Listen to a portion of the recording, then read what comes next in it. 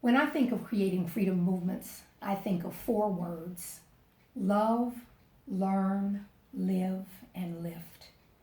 Loving is what we're really here to do. Bottom line, love is not a feeling, love is a discipline.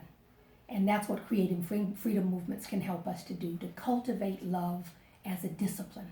In the cauldron of everyday life, in the cauldron of hardships and trials and collective activity, we can learn to love in a way that is daring and difficult and dangerous. That's what we want. That's what we need.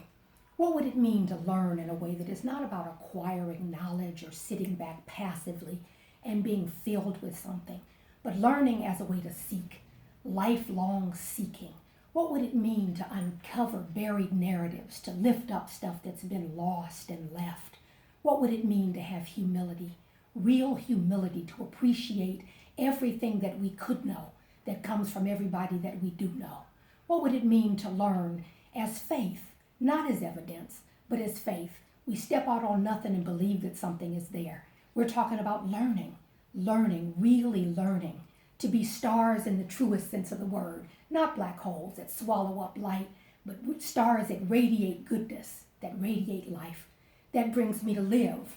What I mean by live is not just existing, but living into full aliveness, into full flourishing.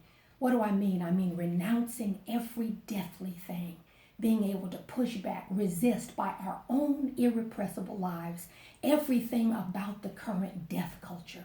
We can do it. We're not individually salvageable, but we can do it together as a collective. And then I think about lift. What would it mean for us to put our bodies collectively, our minds, our hearts, our spirits, our gifts, our callings, underneath the burden of the world, the burden of the planet, and together seek to move it from the position where it is to the place where it needs to be? Let's do it. Let's love, let's learn, let's live, let's lift.